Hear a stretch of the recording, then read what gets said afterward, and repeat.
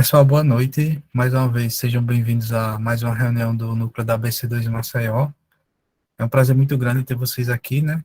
E hoje, mais uma vez, a gente está falando sobre o livro A Ciência de Deus, né? A gente vê aí uma série de 4 estudos sobre o livro, né? O Alexandre, né, que está conosco aí mais uma vez, já abordou sobre as primeiras 3 partes do livro, né? A primeira ele deu uma introdução geral, na segunda ele falou sobre a natureza, né? Vinculando isso à teologia científica, né, que é a proposta do livro do Aleister McGrath. E na semana passada, para quem não estava, ele falou um pouquinho sobre a realidade, né, que são algumas formas que o Aleister cita no livro, né, sobre como são abordadas ou construídas as teorias de realidade, né, como, por exemplo, racionalismo, iluminismo, realismo e outras, né. E hoje ele vai mais para a parte de teoria, né, na parte 4 do livro. E se você não acompanhou as nossas outras reuniões, depois eu coloco aqui no grupo as gravações que a gente já teve, né? Quem também desejar o material do Alexandre, eu vou também deixar o meu e-mail para, se você quiser o material do Alexandre, ele disponibilizou para a gente. E se você está no nosso grupo do WhatsApp, eu já coloquei lá, certo? E só para lembrar, né, tá com a gente mais uma vez, né, o Alexandre, ele que é formado em física, né, e tem o doutorado também na área de física, lá pelo ANB, na área de cosmologia quântica. Alexandre, mais uma vez, seja muito bem-vindo, viu? É sempre um prazer muito grande e um aprendizado muito grande e uma honra muito grande ter você aqui com a gente, né? Cada reunião, a gente já teve ali outros momentos além desse, falando sobre outros assuntos, é sempre muito bom aprender com ele. E, basicamente, a gente sempre de costume, né? Como de costume, a gente pede que vocês mantenham os microfones desligados, mas se ele autorizar, vocês falarem, vocês podem falar tranquilamente. Mas que após a apresentação, a gente tem aquele momento de perguntas e comentários que vocês, porventura, venham ter sobre a obra. E antes de passar a palavra para o Alexandre, a mensagem, as ideias mais das reuniões é incentivar vocês a lerem o livro, né? A conhecer a obra do Alistair McGrath, inclusive ele que recentemente deu a sua última aula oficial, né? Ele se aposentou recentemente.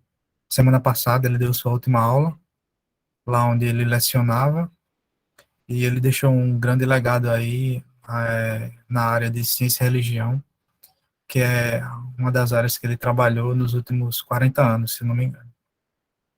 Eu vou fazer só aqui uma rápida oração e depois passo a palavra para o Alexandre.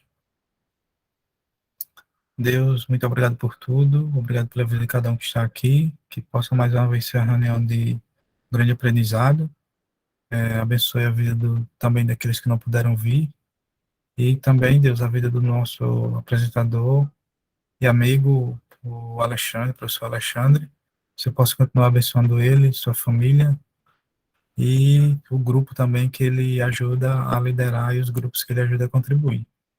Muito obrigado por tudo. Em nome de Jesus. Amém. Alexandre, fica à vontade. Está contigo. Tá certo, então. Olá, pessoal, boa noite. É um prazer estar com vocês aqui novamente, tá? Mais uma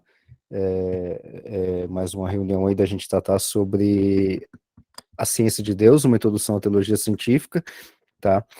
E hoje a gente vai encerrar a última parte, ou o último, entre aspas, livro da teologia, que é a Scientific Theology, tá? Só fazendo a recapitulação aí, uma recapitulação literária, né? O que a gente está tratando? A gente está tratando desse livro aqui, tá? A Ciência de Deus, uma introdução à teologia científica.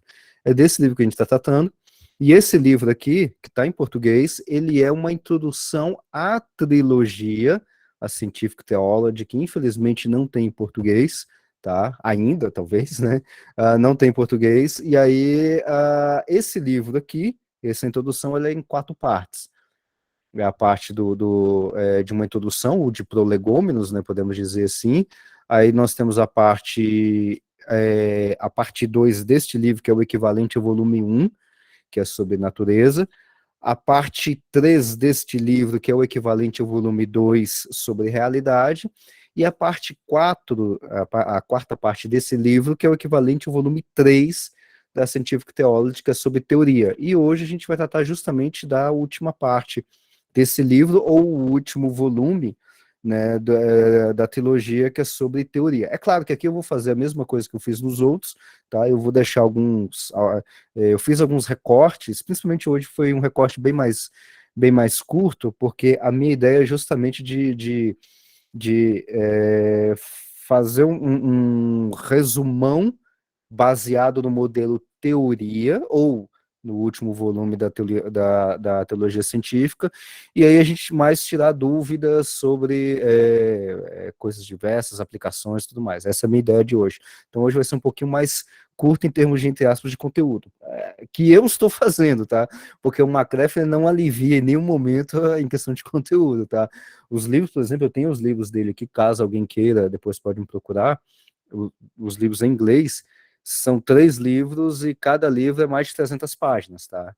Então, assim, em nenhum momento ele dá uma aliviada, como eu vou fazer aqui, tá? Então, aliviada por minha conta e risco, tá? E é claro que o que a gente está fazendo aqui é literalmente uma introdução à introdução à teologia científica, tá? É um negócio é, bastante introdutório, bastante resumido, assim.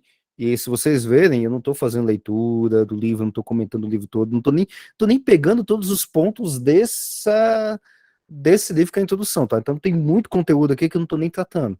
Então aí fica aí de novo a recomendação de vocês adquirirem esse livro, leiam ele, tá? Eu não ganho nada para fazer propaganda de grátis da editora Ultimato, mas que também tem associação com a BC2, aí sim eu ganho, não ganho financeiro, tá? Mas eu ganho porque eu estou dentro dos grupos da BC2, tá? Então é importante da gente, vamos dizer assim, ter pessoas em conjunto dentro da BC2, tá?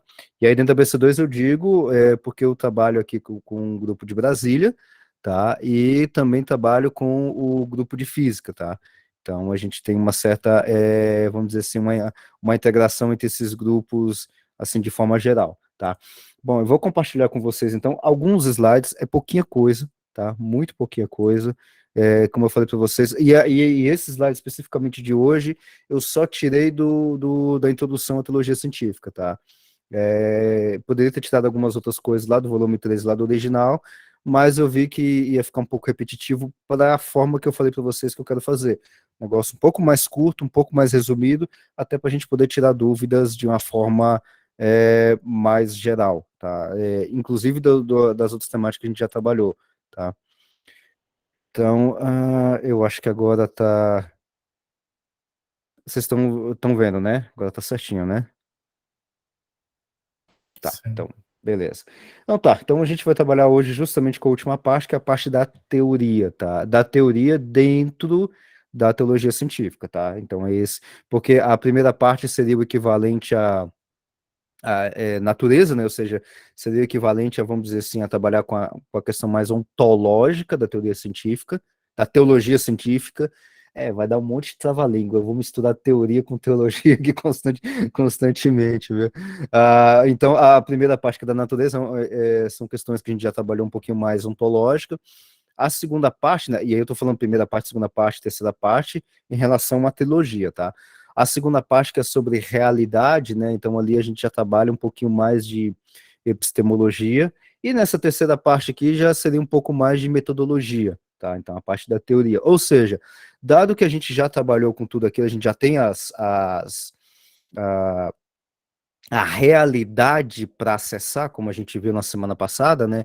Então a gente tem a realidade, uma realidade só, ela é estratificada, e a gente tem camadas nessa realidade. Então, dado tudo isso, como é que fica a questão metodológica? Como é que fica a teoria? Ou como é que a teoria, dentro de teologia científica, vai trabalhar com isso? E aí, lembrando que uma das coisas que o Macref faz, tá? E é uma metodologia própria dentro da teologia científica, que é o seguinte: a gente vai fazer os nossos acessos à realidade de acordo com como a realidade é. Já vou até adiantar um ponto aqui. A gente vai teorizar ou a gente vai modelar a realidade de acordo com como ela é, ou seja, de acordo com como a gente verifica a realidade. Então, por exemplo, se a gente vai fazer um acesso lá dentro das camadas certificadas que a gente já viu na semana passada, a gente tem que usar a ferramenta apropriada para acessar aquela determinada camada, porque eu não consigo acessar aquela camada com uma ferramenta diferente, tá? Por quê? Porque a realidade justamente me imprime esse formato específico que eu tenho que acessar. Exemplo, para não ficar muito teórico, porque eu gosto mais de fazer questões um pouco mais práticas do que muito teóricas, até mais filosóficas. Pensa o seguinte, e eu já estou fazendo a propaganda já para amanhã, tá? No canal da BC2, amanhã, terça-feira, dia 19 de julho, 7h30, 7h30, a partir de 7h30, a gente vai ter uma live lá no canal da BC2, falando sobre as imagens, teologia e algumas questões. Eu prometo que eu não vou puxar questões técnicas, vai ser questões mais gráficas e bonitas das imagens do James Webb. Tá? Então a gente vai trabalhar um pouquinho disso lá amanhã no canal da BC2. E lá, como é que eu vou. E aí eu já vou até dar alguns spoilers sem mostrar nada para vocês aqui. Como é que a gente vai apresentar as imagens, ou melhor, como é que a gente vai apresentar o universo através de imagens utilizando um instrumento que é o James Webb? Eu já vou adiantar para vocês, não vai ser usando Bíblia, tá? Eu não vou falar para vocês, por exemplo, da SMARCS 0723, que é um aglomerado de galáxias, usando o texto bíblico. Poderia usar?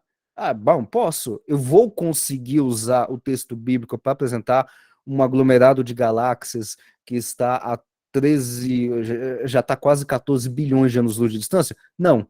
Por quê? Porque o texto bíblico não é uma ferramenta adequada para eu fazer esse tipo de apresentação. Ou seja, de eu demonstrar em formato de imagem aglomerado de galáxias.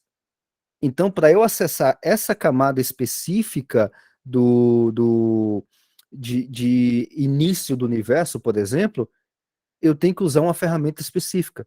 Eu tenho que usar uma metodologia específica. Eu tenho que usar algo que seja específico lá.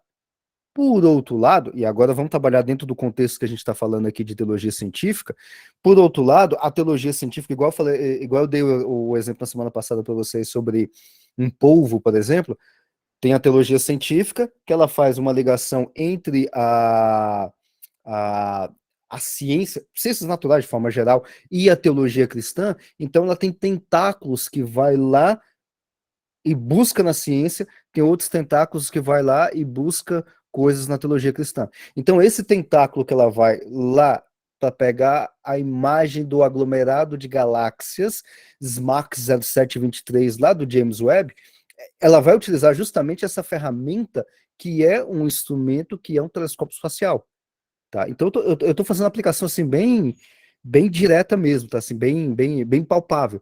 Então a teologia científica pode, entre aspas, dentro desse exemplo que eu estou te dando, do exemplo que eu estou dando para vocês aqui, de utilizar a ciência, a astronomia, através de um instrumento específico do James Webb, para poder acessar imagens lá das ciências naturais, lá da cosmologia. Então ela vai utilizar aquilo lá, vai pegar essas imagens lá, ela vai trazer para cá, teologia científica, tá? Estou falando de teologia científica. Tá, trouxe para cá, o que que ela faz com isso aqui, dentro do contexto de teologia científica? Agora ela vai com outro braço, lá na teologia cristã, lá no negócio que a gente já trabalhou, se não me engano, acho que foi na primeira ou na segunda reunião aqui, que é a doutrina cristã da criação. Ela vai lá com esse outro tentáculo, pega lá dentro da teologia cristã, a doutrina cristã da criação, traz para cá.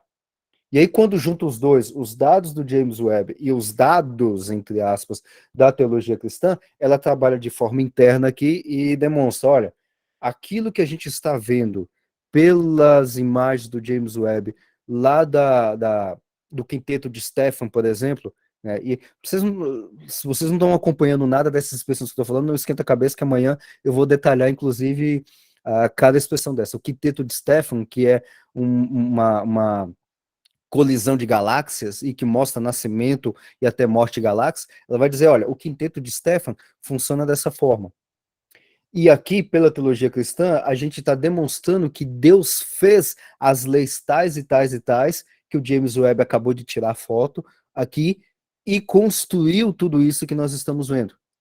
Ou pegou ali o início do universo, como é que o universo funciona lá no seu início, e quem colocou o universo para funcionar desse jeito que está funcionando, de acordo com as imagens e com os dados que a gente está adquirindo do James Webb, foi Deus. Deus cristão. Deus criador dos céus e da terra. Tá? Então, é esse tipo de conexão que, dentro do contexto que a gente está trabalhando aqui, de teologia científica faz, que a teologia científica faz, tá? E aí esses métodos como o próprio McGrath fala, é de acordo com a camada certificada, tá? E agora, dentro de teologia científica, da última parte de teoria, é o que a gente vai trabalhar, vamos dizer assim, de uma forma um pouco mais geral, tá? Tem essas questões específicas que eu falei agora, de ter uma ferramenta específica para acessar a astronomia, uma ferramenta específica para acessar a doutrina da criação dentro da teologia cristã. Então tem essas ferramentas específicas. Agora eu vou falar um pouquinho mais geral pensa que essa parte da teoria ou dessa metodologia ou dessa modelagem da teologia científica seria como se fosse igual uma oficina. Você tem uma oficina que tem um monte de ferramentas.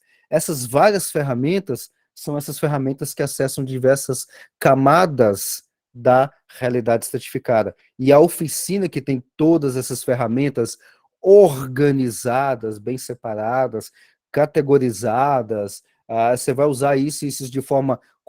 Vamos pensar aí na imagem de uma oficina e de um mecânico que sabe qual a ferramenta específica que vai trabalhar. Essa oficina com esse mecânico dentro é a metodologia da teologia científica, tá? Então eu vou mostrar a coisa um pouco mais abrangente, um pouco mais geral, tá?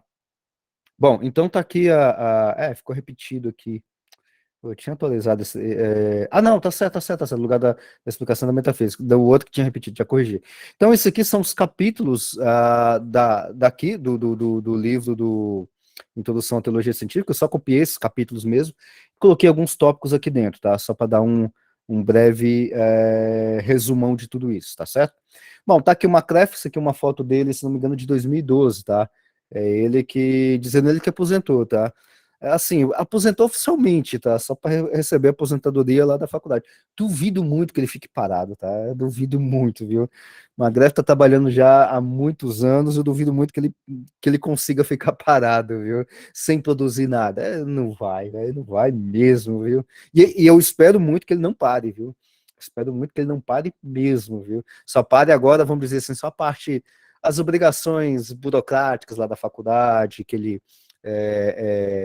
dirigia e tudo mais, só essa parte burocrática para, vamos dizer assim, deixar ele mais à vontade para viajar o mundo. Vamos ganhar o mundo, véio. Tem muita coisa para esse cara ainda produzir para nós ainda. Então é esse aqui o Alistair McGrath, tá? E aí eu estou puxando agora novamente a definição de teologia científica, só para ficar bem assentado na nossa mente, que eu puxei lá do primeiro volume, a Scientific Theology. Tá? Aqui, eu acho que aqui é o único lugar que eu estou puxando do inglês, tá? Essa aqui é uma tradução livre minha, se tiver errado é do Google Translate, se tiver certo foi a tradução minha, tá?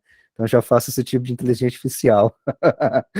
Então, o que é uma teologia científica? A teologia científica, então, de uma forma bastante geral, só para a gente começar a amarrar as coisas, tá? Ela trata os pressupostos e métodos de trabalho das ciências naturais, como oferecendo um papel de apoio e de esclarecimento para o empreendimento teológico cristão.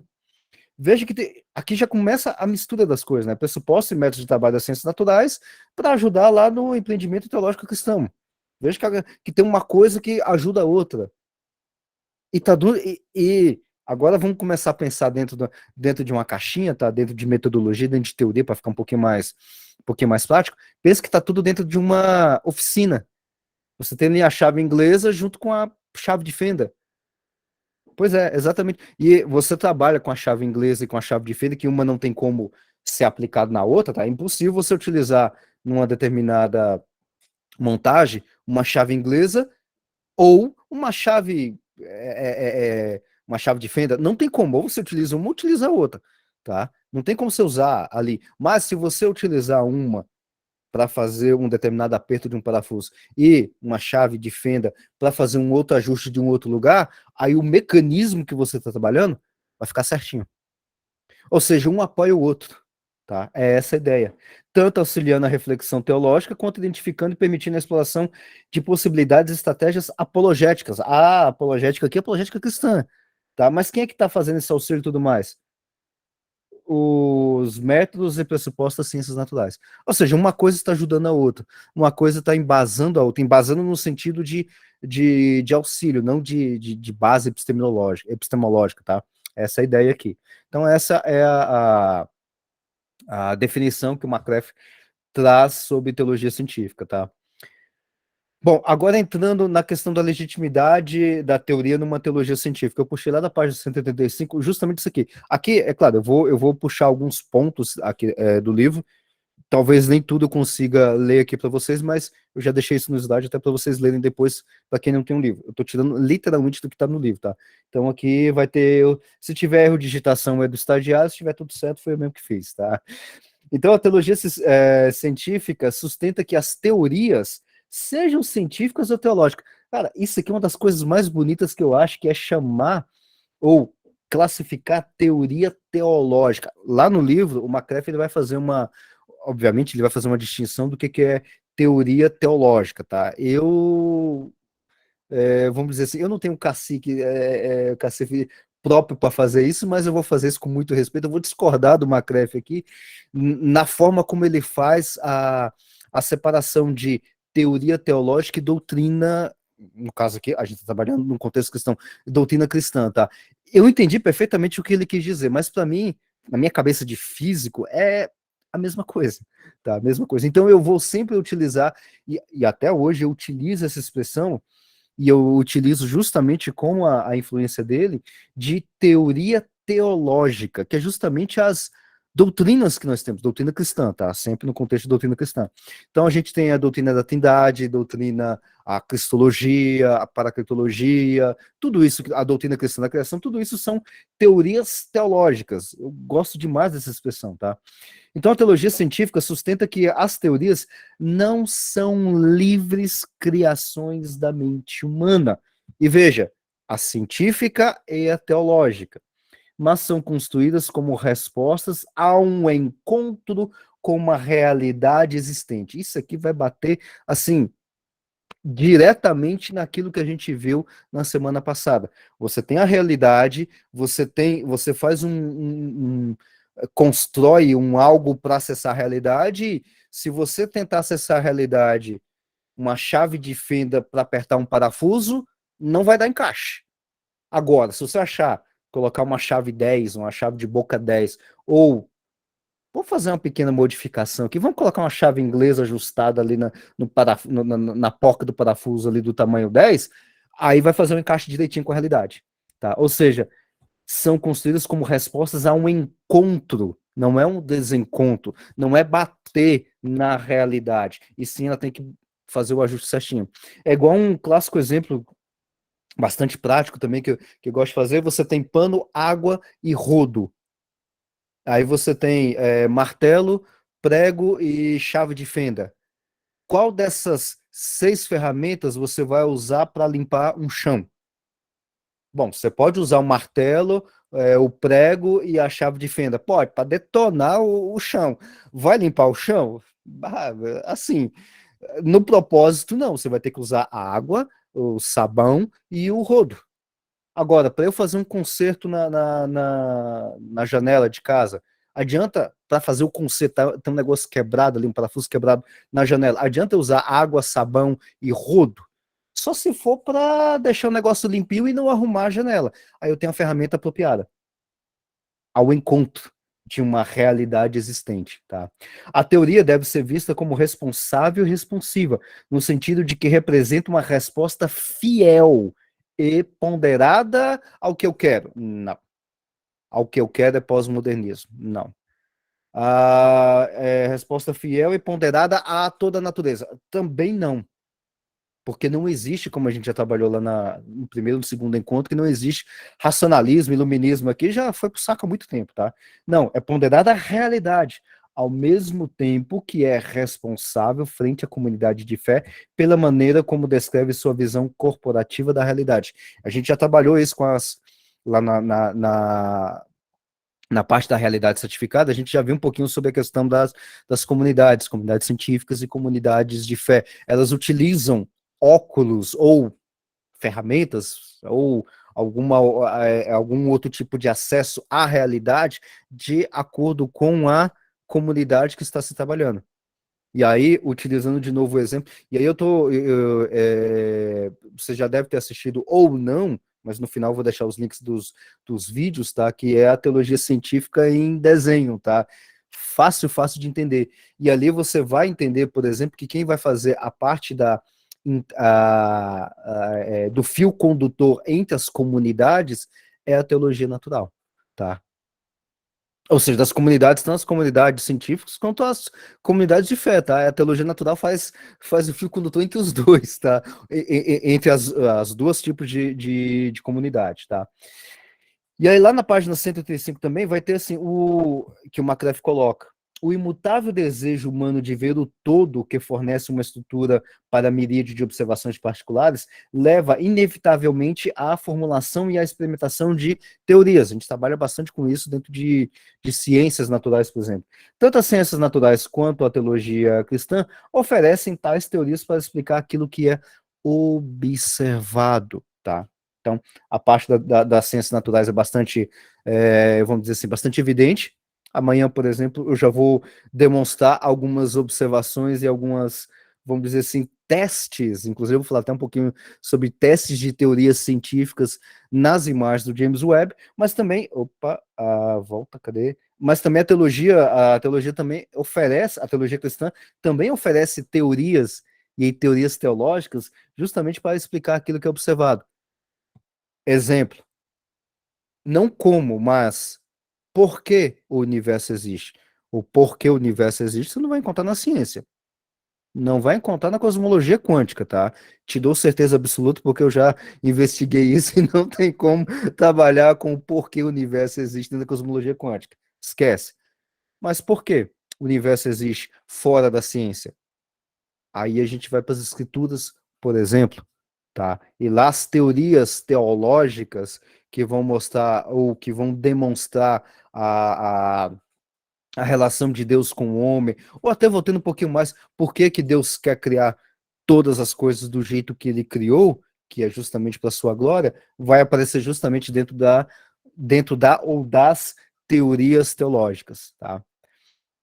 E aí, o McClef ele vai fazer um outro detalhe lá do Vlad Grotsky. Esse aqui é um nome, se não me engano, esse aqui é um nome suíço, tá? É bastante difícil bom, tá escrito aqui, é mais fácil de escrever do que ler, tá? Ele coloca o seguinte, que são palavras não do McClef, mas do Vlad. Pronto, tá mais fácil assim.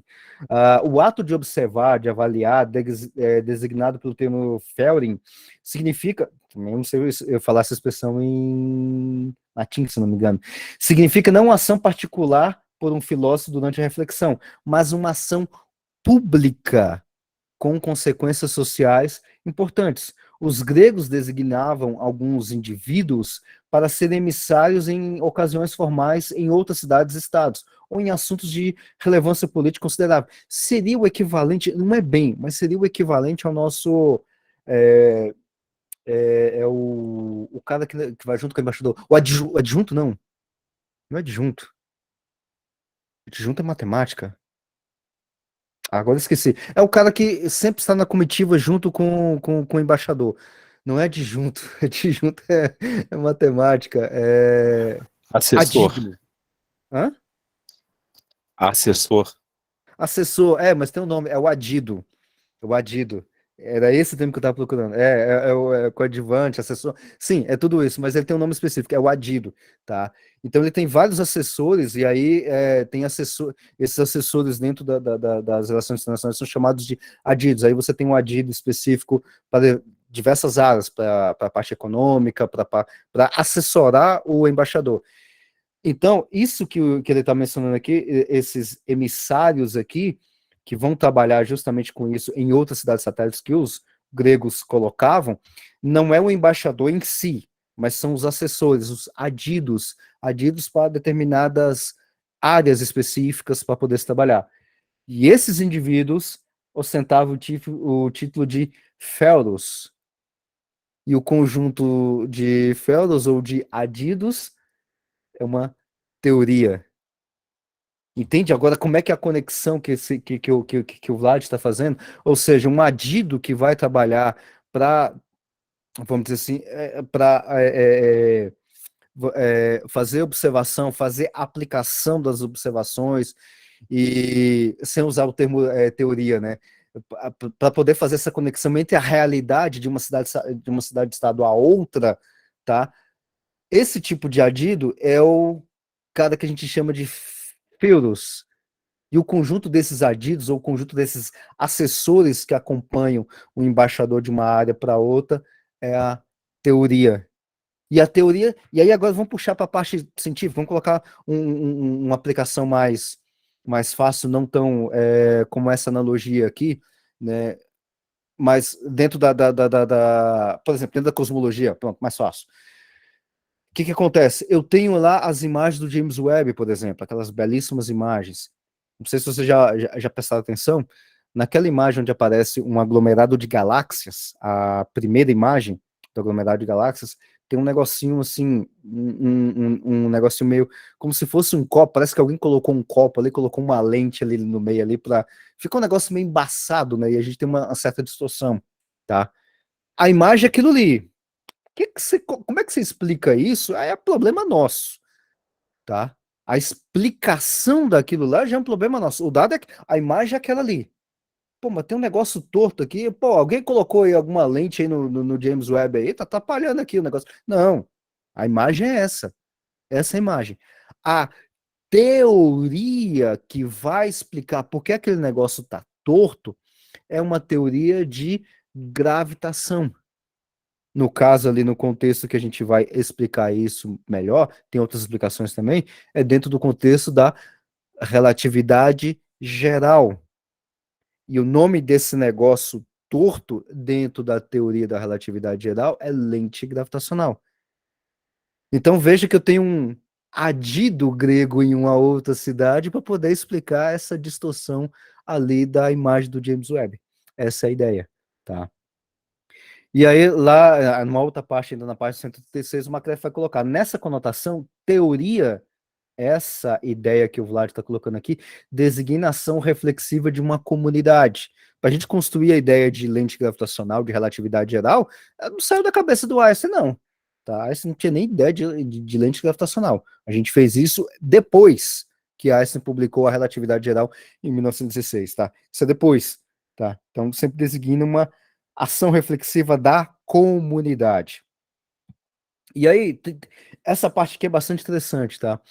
Tanto as ciências naturais quanto a teologia cristã têm suas raízes na experiência e nas culturas cristãs.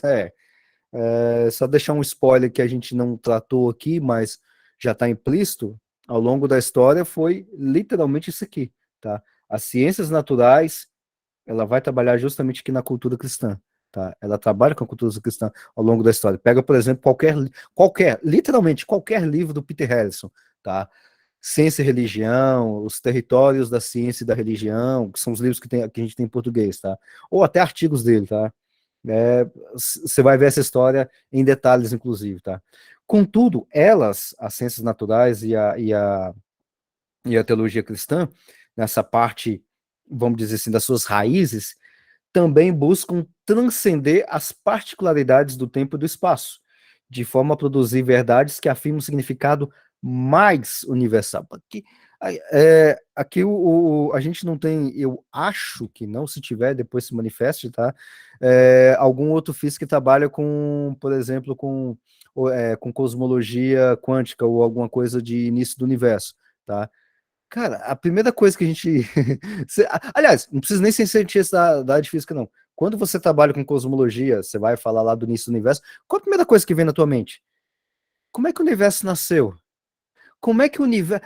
Ou perguntas naturais que nós temos. O universo está se expandindo de forma acelerada. Está se expandindo de forma acelerada por onde? O universo está crescendo? O que tem depois do universo? Ou seja, a gente sempre está com perguntas além da cosmologia. Por exemplo, não faz sentido, e aí não faz sentido nesse estrito de observação que nós temos dentro da cosmologia, não faz sentido a gente perguntar o que está fora do universo. Não faz sentido, por exemplo, a gente perguntar o que aconteceu, ou o que se tinha, ou onde se tinha coisas anteriores ao Big Bang. É claro que se tiver pessoas que trabalham com teoria de cordas, multiverso e tudo mais, os caras vão colocar que ali tinha um universo paralelo, ou bulk dos universos paralelos, universos bolha. Aí a gente vai trabalhar com um monte de outras coisas que estão além da parte, eu vou chamar aqui de cosmologia física, dessa parte observacional.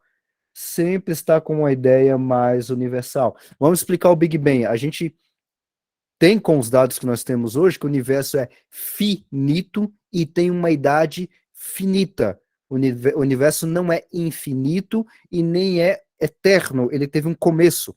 Isso é fisicamente falando, mas procura dentro de qualquer outro físico que trabalha no departamento de física, se ele... o que você tinha lá Não, tinha alguma coisa antes do universo, o universo ele é eterno. Por quê? Ele sai da observação, vai para a teoria e, dependendo da forma que ele vai fazer isso, vai meter uma cosmovisão. Vai colocar uma cosmovisão. Tá? Se vai estar de acordo com os dados ou não, por exemplo, os caras da teoria de cotas, eu gosto de ficar batendo neles, são os meus colegas, inclusive, eu gosto de ficar batendo neles lá justamente por causa disso, tá? Os caras da teoria de cotas vai jogar essa parte da observação fora. Não tem observação. Não tem, mas o universo é eterno. Então, você está falando isso não numa perspectiva de observação ou de uma teoria científica, tá? E implicitamente eu já estou dizendo que teoria de cordas não é uma teoria. Eu sempre gosto de ficar batendo nos casos. Mas sim uma cosmovisão. É uma cosmovisão, tá? Sempre vai ser uma cosmovisão. Porque eu faço esse tipo de construção, mas se eu descartar alguma parte disso aqui, eu já não estou trabalhando jamais com essa construção da forma como está. Tá certo? Então eu sempre estou buscando algo mais universal, mas aqui, ó, dentro da cosmovisão, tá? E aí tem esse outro texto um pouquinho mais longo que eu vou deixar para vocês aí, para vocês depois darem uma olhada, tá? Na questão de... Tem algumas pessoas que pensam que quando a gente trabalha com teoria teológica ou teoria científica, parece que se prende. Poxa, agora eu vou ter que interpretar a Bíblia de acordo com a teoria do Big Bang, agora eu vou ter que ficar preso a ela. Não, não é isso.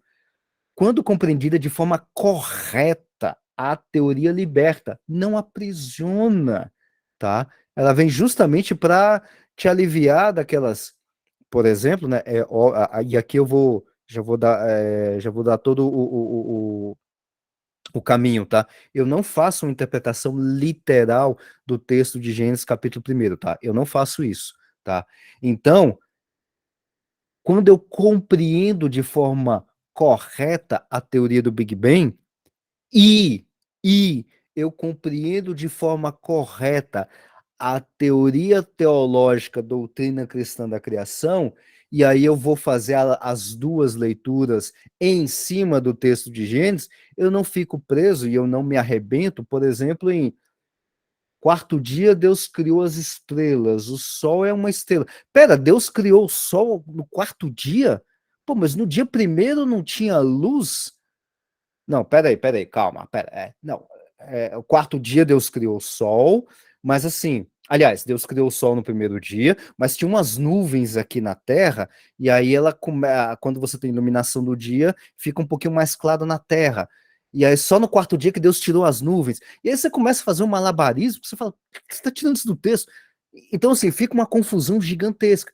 Quando você entende de uma forma correta a teoria do Big Bang, a teoria doutrina cristã, a teoria teológica doutrina cristã da criação, vai ler o texto ali de uma forma dentro do seu contexto, vai fazer uma exegese, eu preciso aprender hebraico? Vai para o hebraico, vai aprender as palavras que tem no hebraico lá.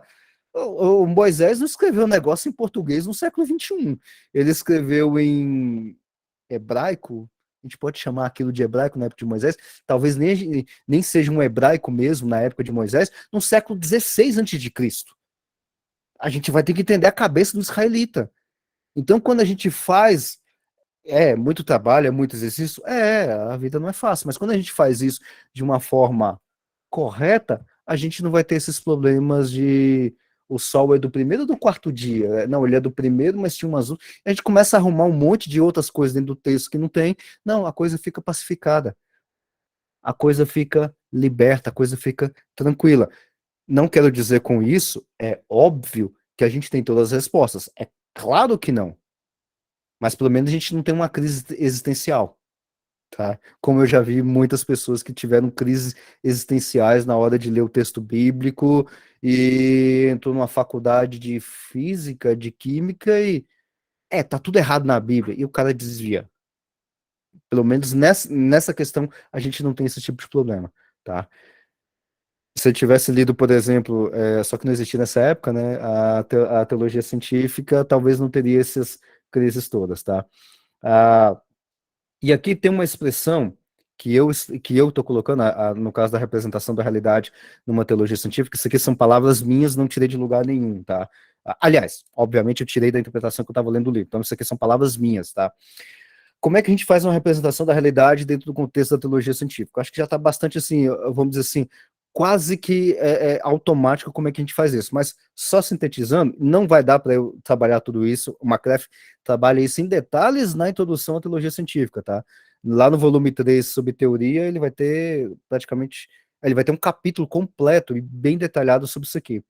A representação da realidade é feita por palavras, proposições e imagens. Palavra aqui está inserida na questão da linguagem. A gente tem uma linguagem apropriada disso.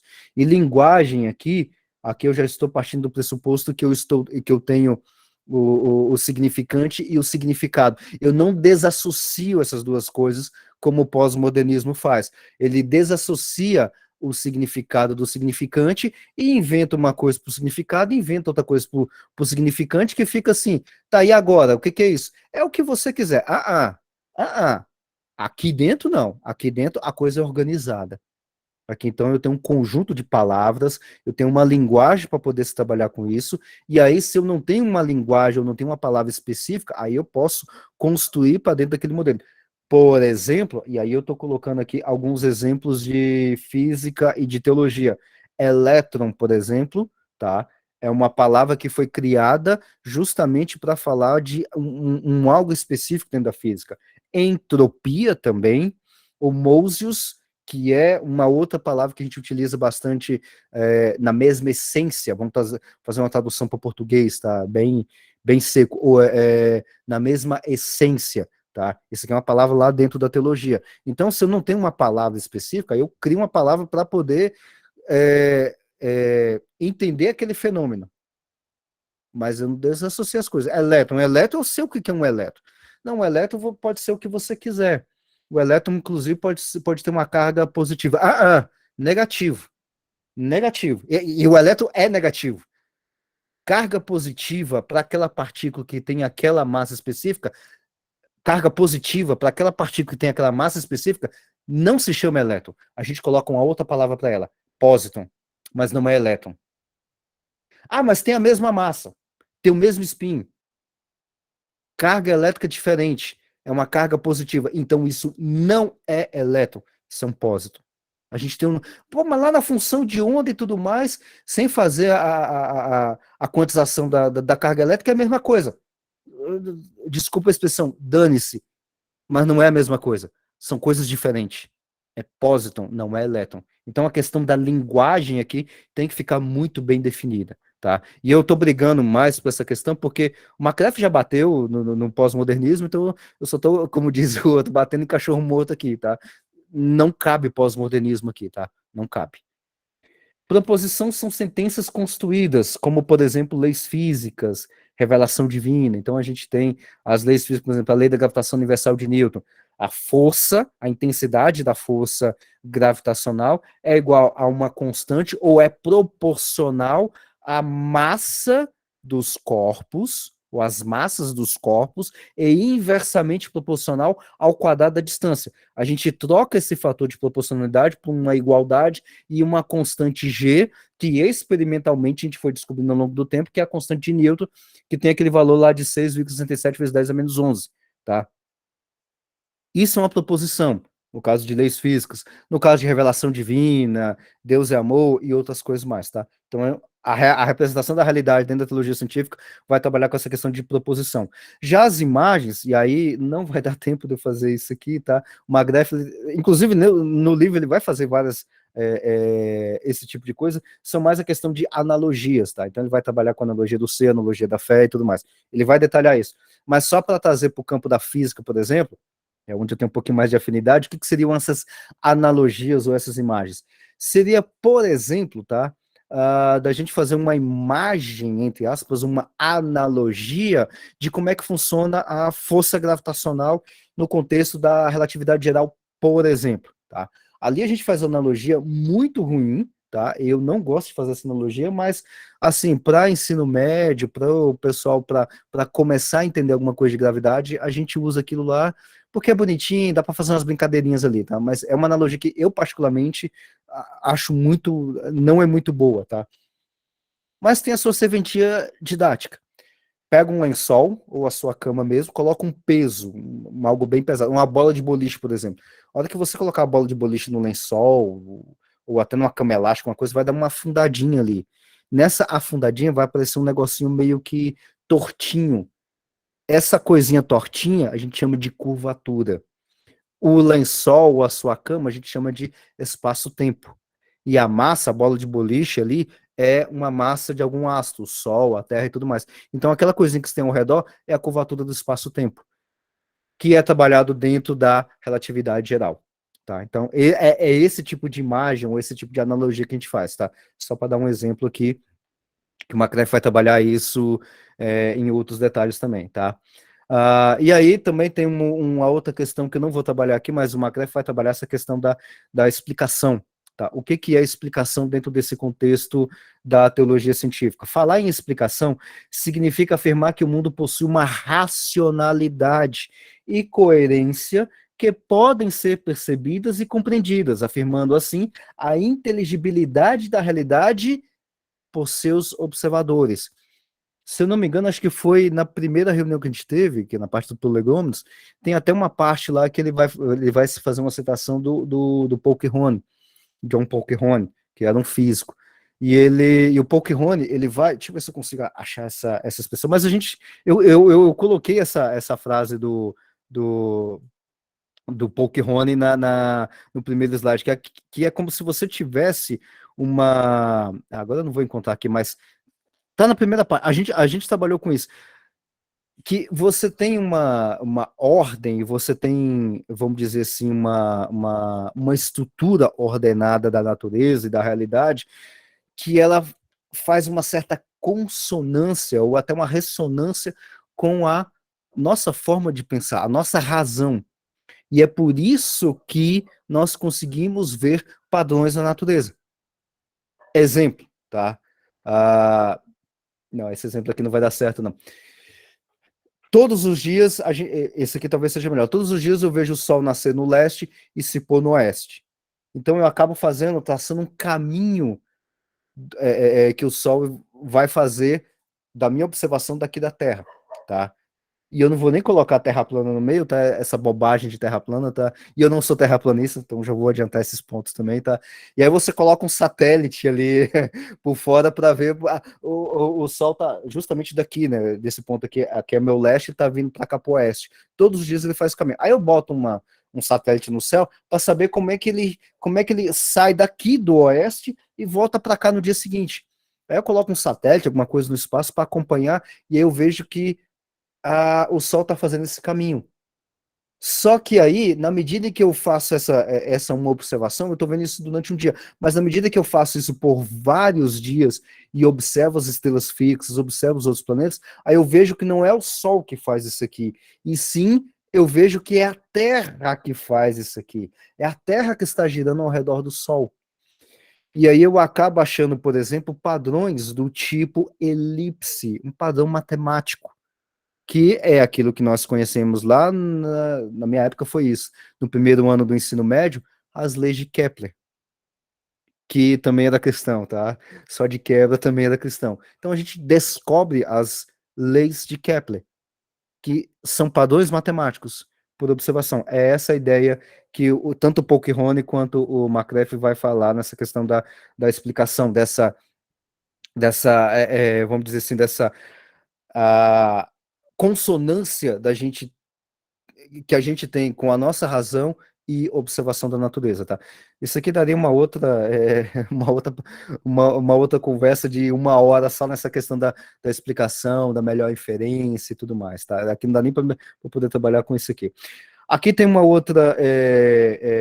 uma outra expressão, uma outra frase que eu vou deixar para você, já estou com o meu tempo já acabando já, que ele vai mencionar na parte 224, né, nessa questão da explicação dentro da teologia científica, tá? E aqui ele está mencionando justamente que os cosmólogos, por exemplo, vai trabalhar com a questão das origens do universo. Na realidade, a gente trabalha com a evolução do universo, mas quem trabalha dentro de cosmologia, vamos dizer assim, cosmologia quântica, como é o meu caso, já tem uma ideia de trabalhar justamente com a origem do universo em si, de saber quais são os processos físicos que originaram o universo. É isso que a gente trabalha, tá? Literalmente a gente trabalha com isso.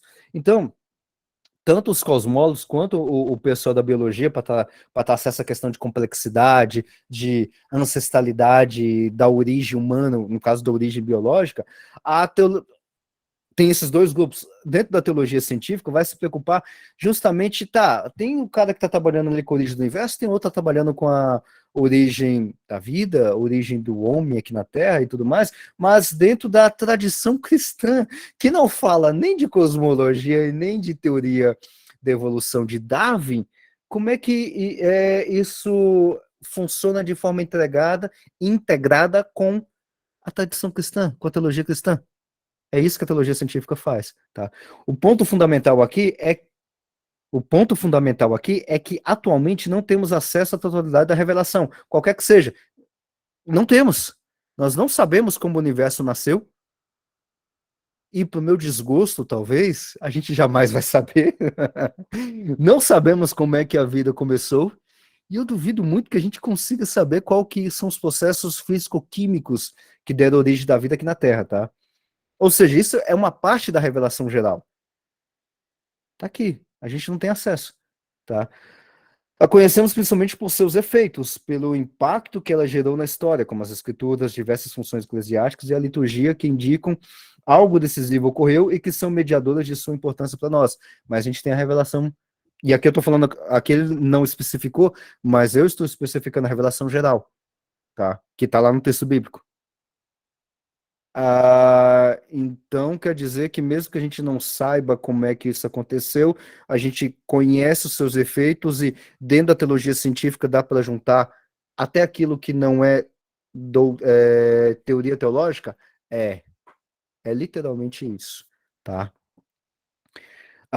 E aí tem uma outra parte que vai complementar essa aqui dessa parte 224, tá? Eu não vou tratar toda dela aqui, que é justamente essa primeira parte que eu queria destacar.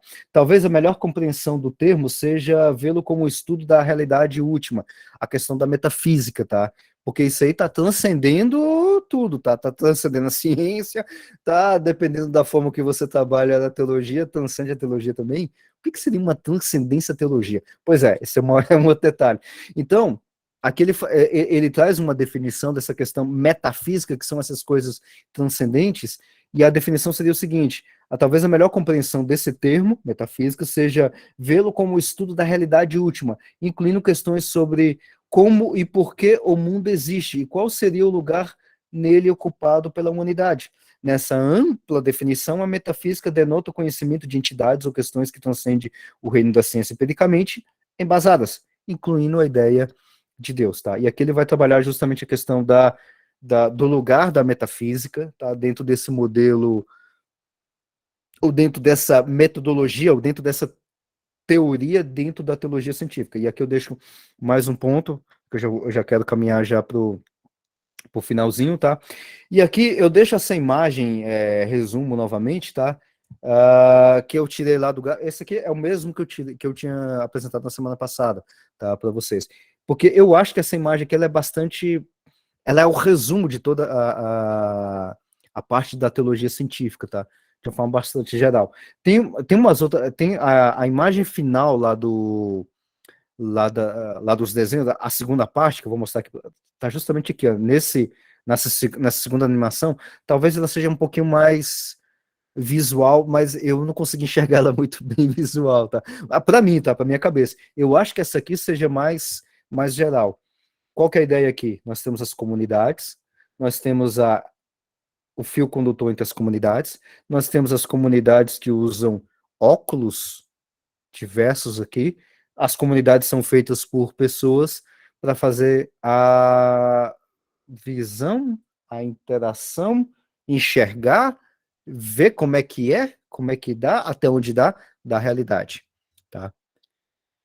Essa é, vamos dizer assim, o quadro final dentro que eu considero, tá? Eu estou considerando aqui dentro do que seria o resumão, e aqui é claro que é a realidade certificada de acordo com o Roy Bhaskar, tá?